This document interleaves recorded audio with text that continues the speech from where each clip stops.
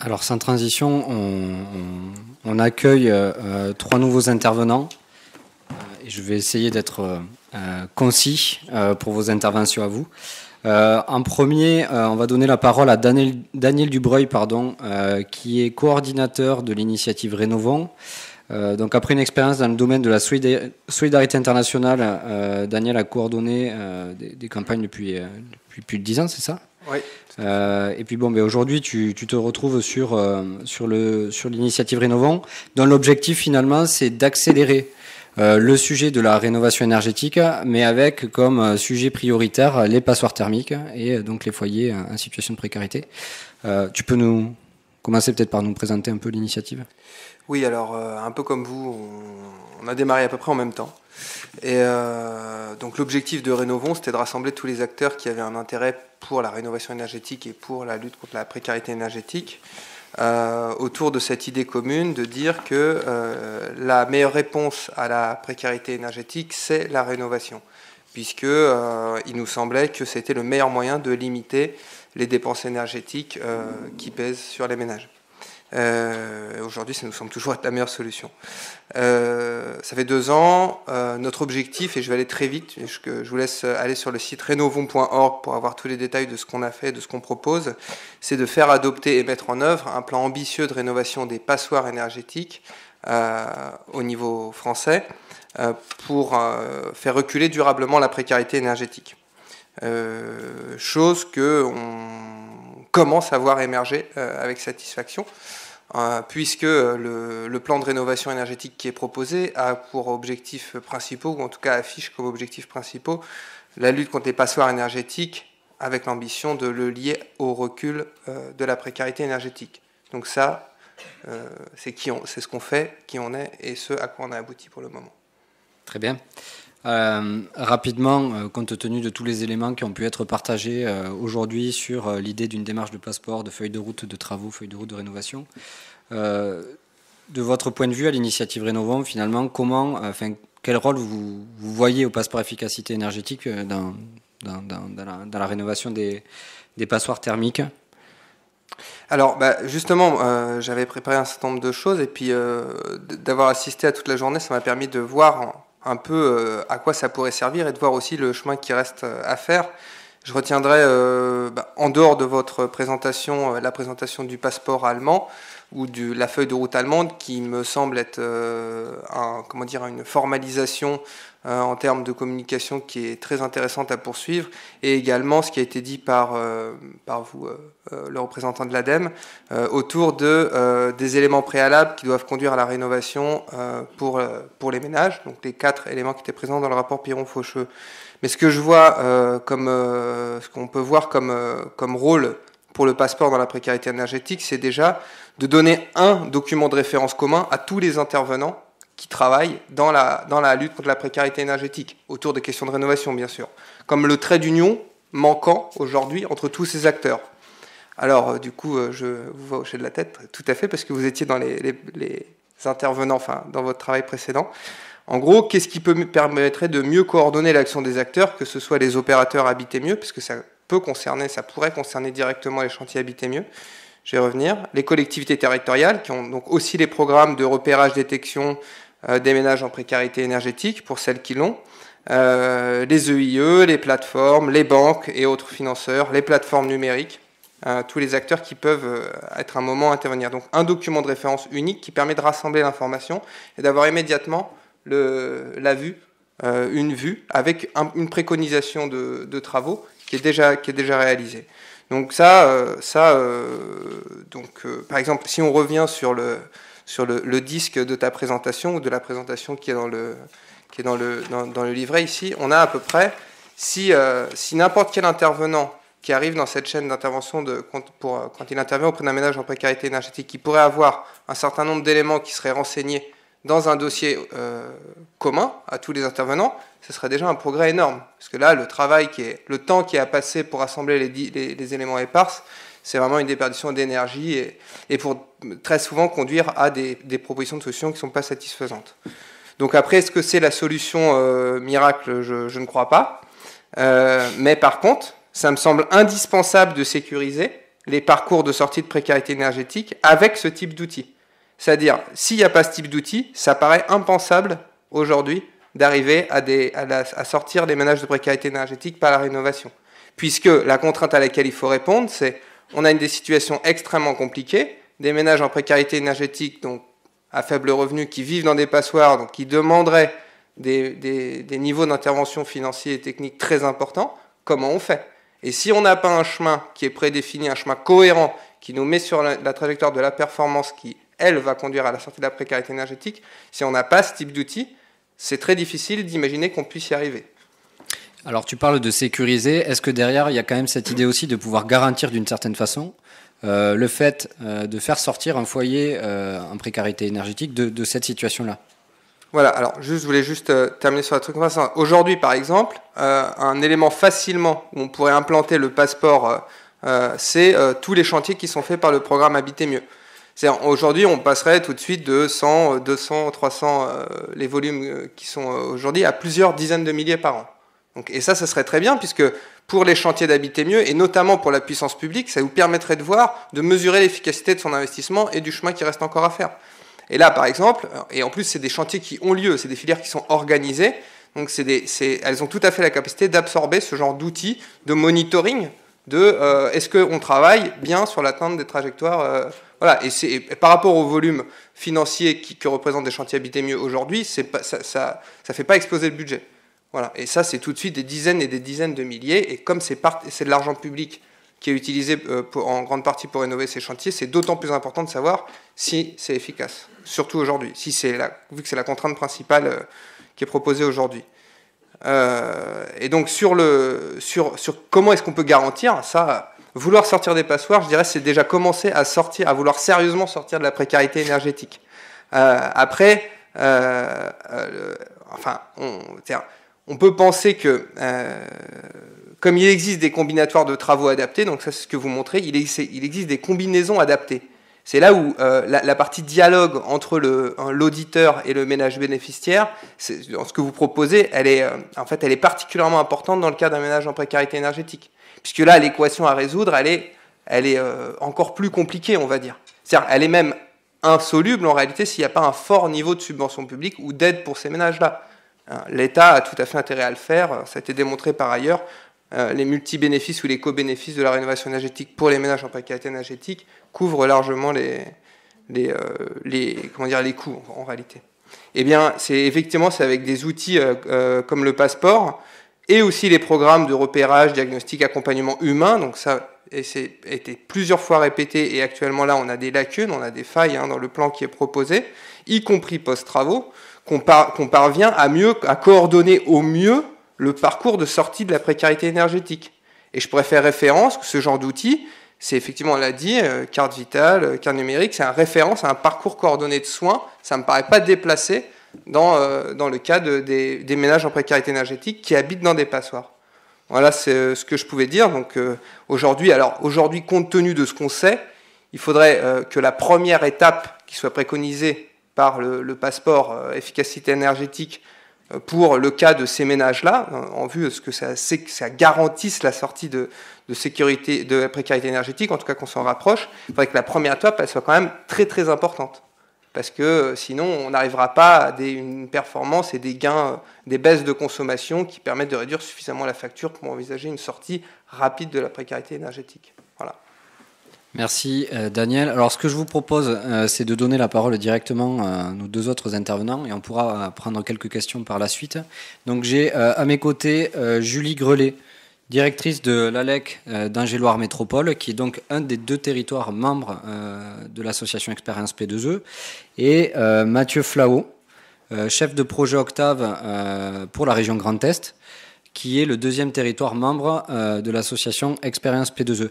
Alors, la première réaction que j'aimerais avoir de votre part, c'est de nous expliquer finalement en quoi vous avez été séduit par l'expérimentation du passeport efficacité énergétique. Alors séduit, c'est peut-être pas très adapté, mais en tout cas, pourquoi ça vous a intéressé d'adhérer à l'association Expérience P2E, compte tenu des dispositifs qui existent d'ores et déjà sur vos territoires, parce qu'on sait qu'il y a déjà des choses qui s'y passent. On donne la parole à Julie pour commencer. Allez. Si tu veux. Bon donc bonsoir maintenant, vu l'heure, merci d'être encore présent.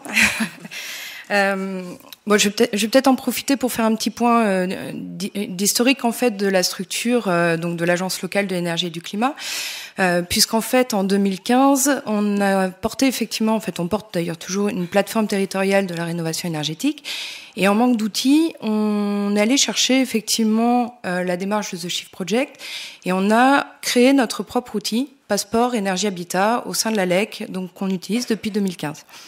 Forcément, du fait de partir de la démarche de The Shift Project et d'être sur un passeport, donc on l'a construit de façon pédagogique avec des différents scénarios de travaux qui vont du projet de la personne jusqu'à la rénovation complète et performante, avec des coûts moyens affichés par projet et les aides financières en fait pour déclencher ce parcours rénovation complète et performante.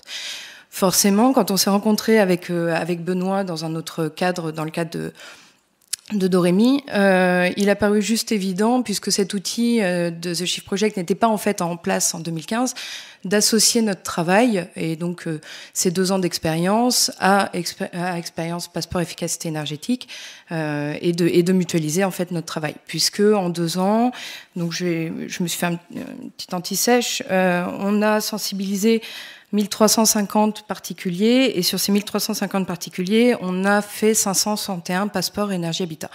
Donc voilà, ça permet aujourd'hui d'alimenter expérience P2E, et effectivement, tu l'as beaucoup dit, de ce côté un peu ensemble, éviter chacun de recréer notre outil. Donc on a créé un outil autant qui serve effectivement une démarche nationale, et même, comme je l'entends, européenne, qui nous intéresse beaucoup.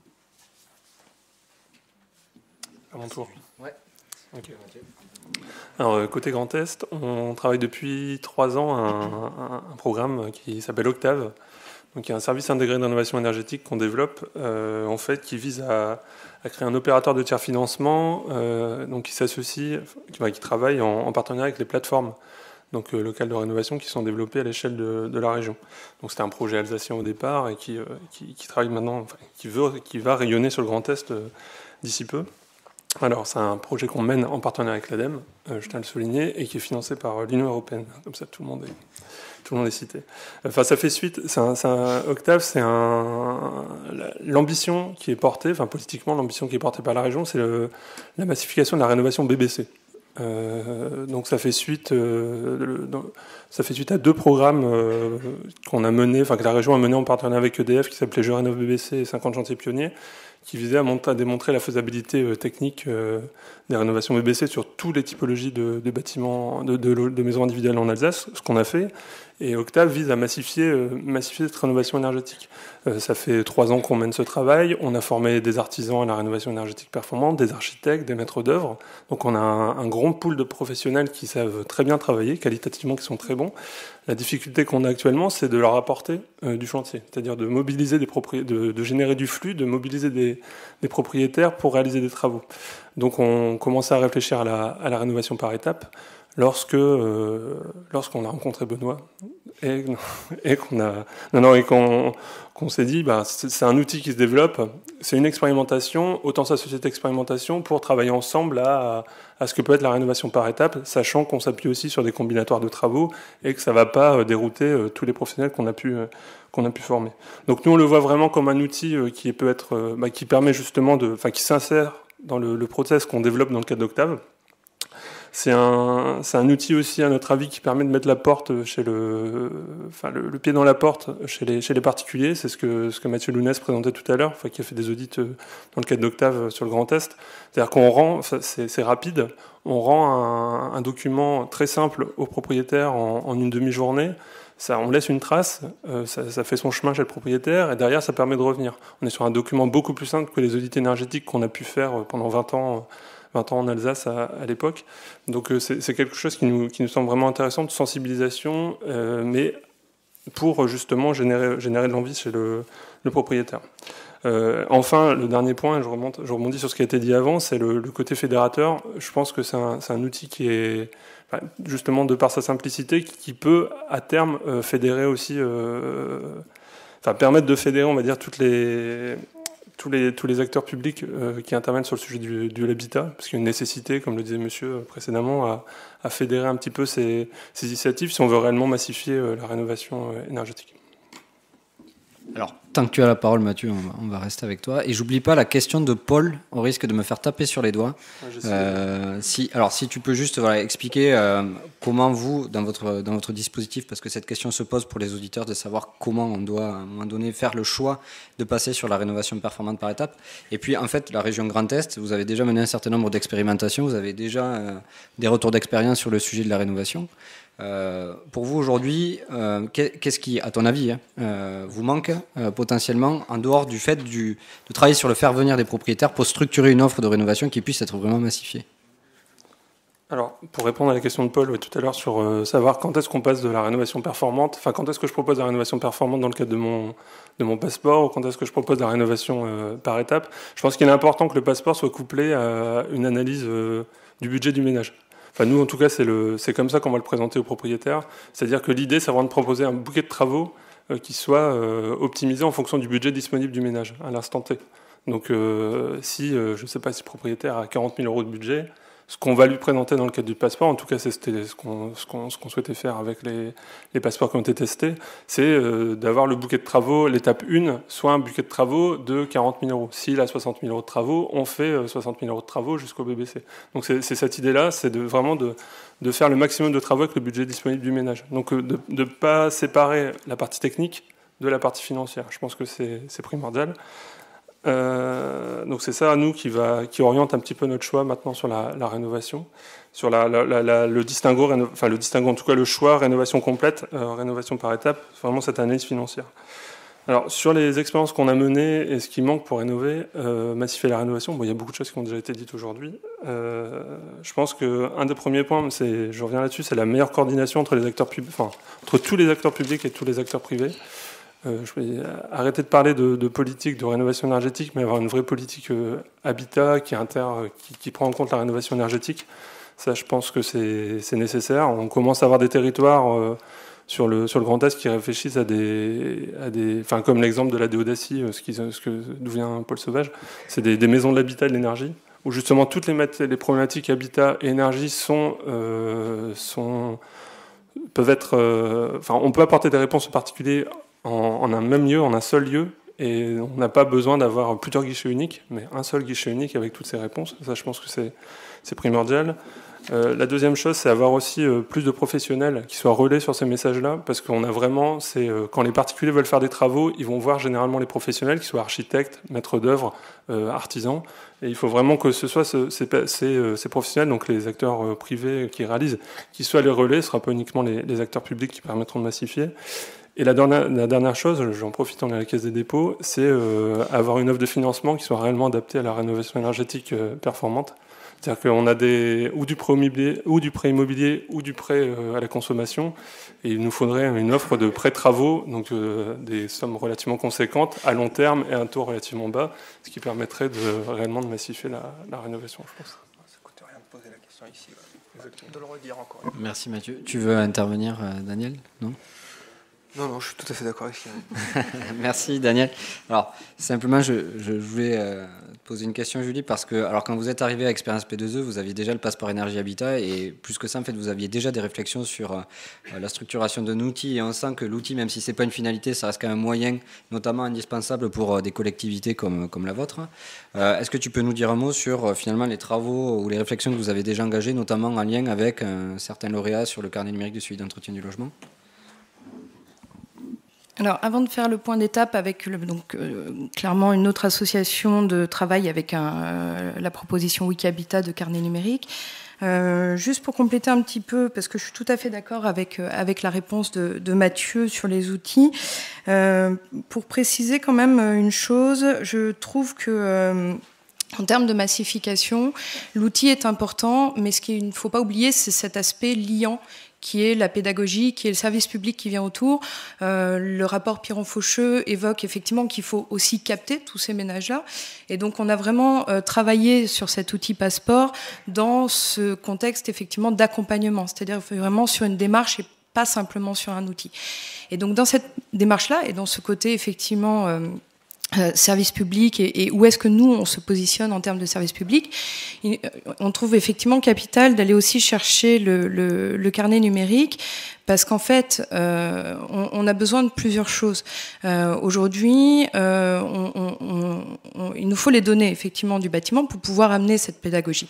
C'est là où tous ces outils-là on les trouve passionnants, puisqu'on a des personnes qui peuvent aller sur le terrain ou capitaliser la donnée pour que nous on puisse effectivement amener cette information-là. Pour un exemple, en fait, Wikabitas s'est amusé à calculer, selon l'accompagnement qu'on fait aujourd'hui, le nombre de conseillers qu'il faudrait sur le territoire du Pays de la Loire pour accompagner tous les particuliers. Il faudrait 44 000 conseillers. Donc aujourd'hui, on a aussi un deuxième élément qui nous intéresse dans tous ces outils-là, et carnet numérique et expérience P2E, c'est aussi le gain de temps, pour pouvoir accompagner aussi un maximum de personnes.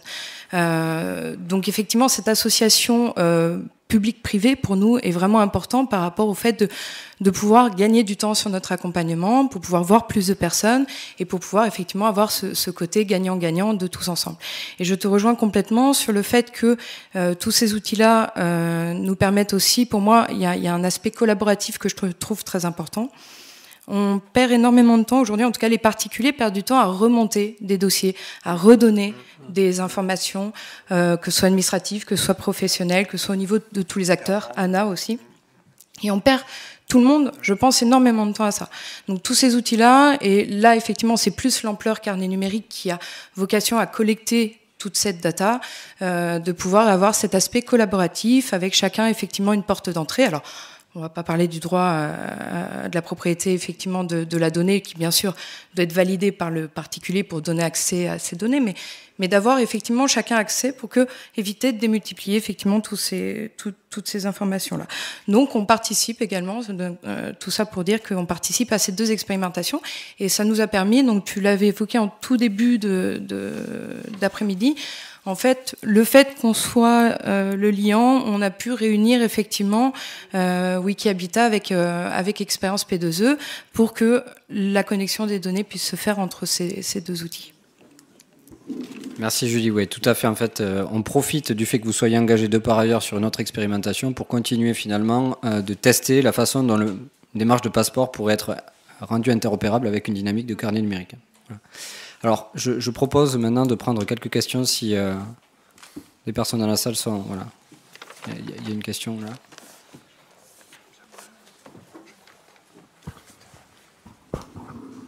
Oui, bonsoir. Moi je m'interroge sur le fait qu'on ne s'expose pas à d'éventuelles dérives par ce besoin énorme d'intervenants que vous venez d'évoquer. Si on ne s'expose pas à une dérive justement des personnes qui sont en capacité de faire ces analyses, que ça s'appelle audit, que ça s'appelle passeport ou je ne sais trop, est-ce qu'il n'y a pas de façon opportuniste des gens qui vont s'approprier ces outils et puis peut-être les utiliser? J'en ai entendu tout à l'heure dans la présentation du monsieur de l'ADEME que la loi, enfin le projet de loi tout au moins, rapprochait le passeport des diagnostics. Est-ce que ça veut dire que demain, ce sont les diagnostiqueurs qui vont intervenir dans ce domaine-là? Quels seront les intervenants? Quelles seront les qualifications? Qu'est-ce qu'on peut nous dire de ces perspectives de mise en œuvre au travers des hommes et des savoirs pour atteindre ces objectifs qui paraissent déments en termes... Ce terme de massification, il est à la fois rassurant en termes de masse de travail, mais il est effrayant en termes d'accessibilité. Alors, s'il y a des réponses sur cette thématique, ça m'intéresse. Alors, rapidement, bon, il ne faut pas avoir peur du chantier de la massification. C'est, à mon avis, un vecteur d'opportunité absolument considérable. Et des occasions de travaux, il y en a déjà beaucoup. C'est juste qu'on se focalise sur le fait que la rénovation énergétique est un acte de faire des travaux en soi, alors que c'est quelque chose qui est déjà noyé dans plein de choses qui existent déjà. Et il faudrait arriver à créer la rupture pour se retrouver là-dedans. Après, sur la réforme du DPE, on est au début. L'objectif, c'est qu'à la fin de l'année 2018, il y ait une réforme sur le DPE qui soit passée et qu'on voit quel rôle le passeport peut jouer là-dedans. Donc là, a priori, on n'a pas encore la réponse, mais par contre, Expérience P2E, avec l'ensemble de ses membres, y compris les territoires, va apporter un certain nombre de réponses sur le sujet. Je me permets juste de dire que c'est important justement que les territoires et que le service public soient associés aussi à ça pour définir les garde-fous. Se dire est-ce qu'après il y a des constructions de chartes à faire. C'est déjà un sujet qu'on est en train de construire avec la CAPEB et la FFB dans le cadre de la montée en compétences des artisans. Donc là, je parle bien de mise en œuvre et non plus du passeport. Mais effectivement, et c'est d'autant plus important, de ces partenariats publics-privés pour avoir aussi un regard extérieur, ce regard, je veux dire, sans intérêt commercial. Mais effectivement, le risque, il y est et il y sera toujours, qu'il y ait toujours des effets d'aubaine sur n'importe quel sujet. C'est déjà le cas sur, on va parler des combles à 1 euro, on va parler, enfin, on en a plein à citer, il y a eu du photovoltaïque, et puis voilà. Et là encore, c'est que le sujet de l'énergie, je pense qu'il y a plein d'autres endroits où il y a des effets d'aubaine.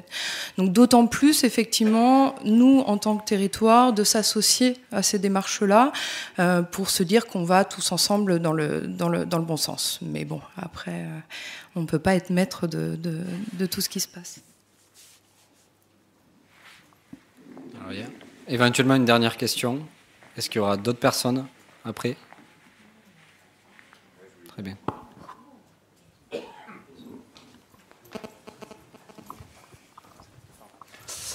Oui, j'ai une question, parce que le passeport, c'est une redéfinition de ce qu'on appelait un peu le tiers financement de service.